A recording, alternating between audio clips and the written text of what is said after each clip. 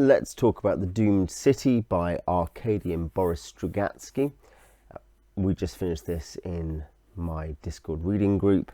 We're about to move on to The Wizard of the Pigeons by Megan Lindholm, aka Robin Hobb. I'll put up a video about that soon. You can come and join us. And yeah, this is a science fiction book written in the late 60s and early 70s in the Soviet Union, in the tradition of Soviet sci-fi, except that rather than it being a sort of futurist, optimistic, in space there'll only be communism and we'll be dealing with aliens, or we'll be dealing with kind of fringe outlaws, and you know, kind of in a sense Star Trek the original series. Here this is a true dystopian assault on the Soviet regime. It was samizdat. It was not published in the 70s, and even when it was initially published, it for 16 years later, it was expurgated. It's bowdlerized. It wasn't fully published. So it's an interesting and explosive read when you understand the context. Even without the context, you can tell there's a lot of stuff going on. I think if you didn't read that, there's a good foreword here by Dmitry Glukovsky. There's an afterword by Boris Strugatsky. I think you would read it and know there's something odd going on in the background. But I think seeing it as a subtler and more developed cousin or brother of 1984 is useful. It is probably novelistically a better book than 1984. I think 1984 is very concentrated and does that very well. But here, the basic idea is that people have started appearing, or have been appearing for some time, in a strange city in a different world, perhaps, and it's an experiment. There's an abyss on one side, a wall on the other. You can't get out. There's an experiment undertaken by the mentors, and the mentors are trying to help everyone. Except we start in this very strange place where the city just doesn't work. It's just dreadful. Lots of stuff is constantly going wrong.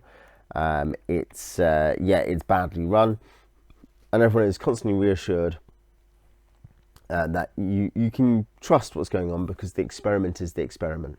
And this is obviously aimed at Soviet communism by two people who lived under it, who Arkady Strugatsky had, I think it was Arkady, was not caught, but had been involved in something which led to two others, Heifetz and someone else, being gulagged and in one case exiled, I think, over publishing Boris Pasternak's writings. Pasternak himself, of course, having been expelled.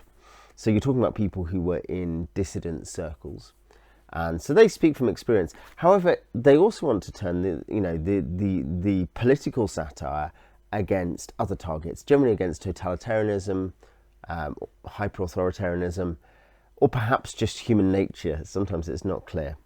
We see this through the viewpoint characters Andrei Voronin, who's an astronomer, young astronomer from 1950s Leningrad, where the Strugatskys were from, and where it's very clear, and at this point Glukovsky makes upfront in the foreword on this Masterworks edition, that the city, the doomed city, rather than being seen wholly abstractly at some level, is Leningrad.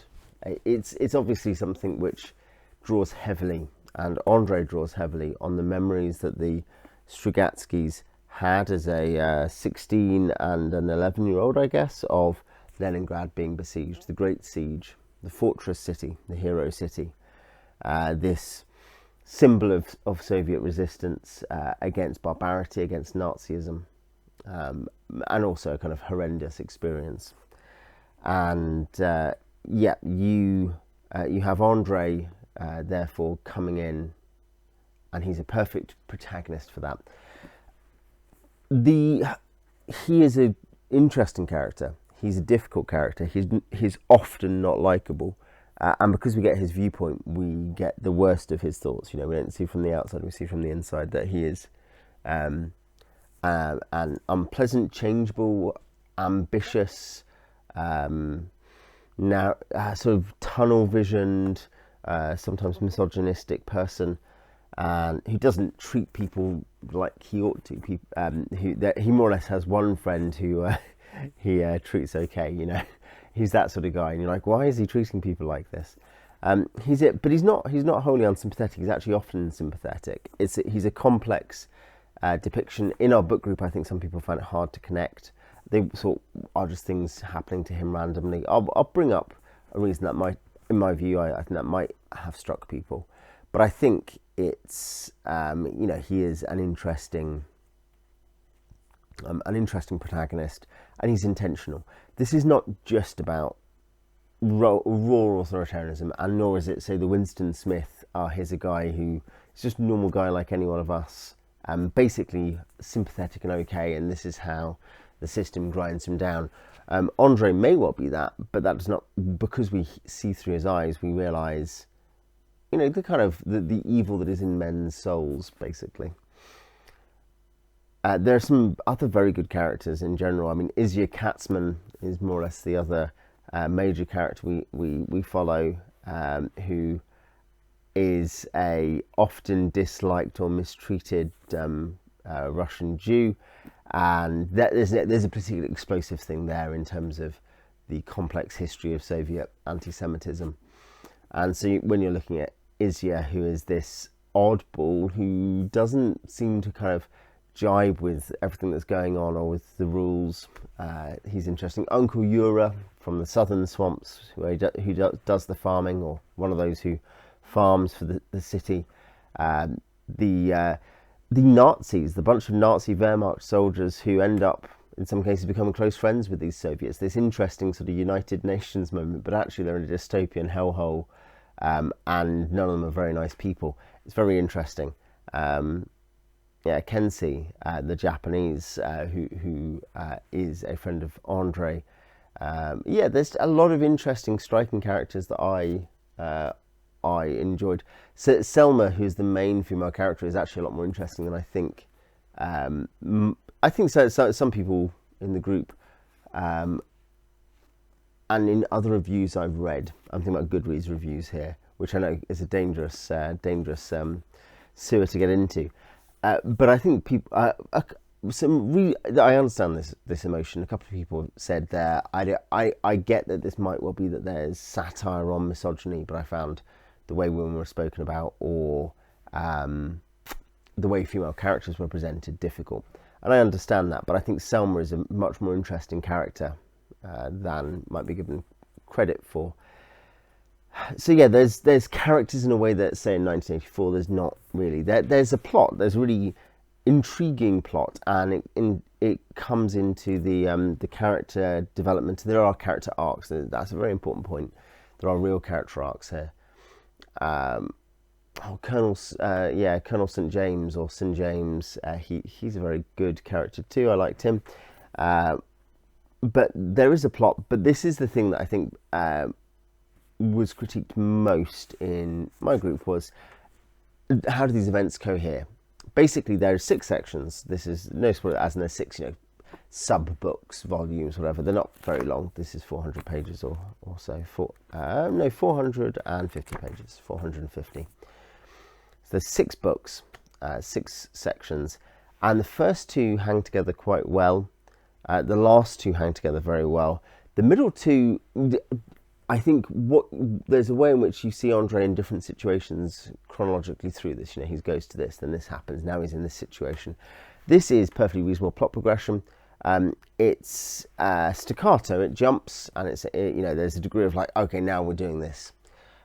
And I think in the middle, that becomes, for a couple of reasons, I think that becomes a harder sell. It struggles a little bit more. And I think when you realise the brothers wrote this stuff down, not knowing if anyone other than a couple of friends would ever read it. They're very famous sci-fi writers, by the way. I mean, their book Roadside Picnic was made by Tarkovsky into Stalker, a very famous sci-fi film.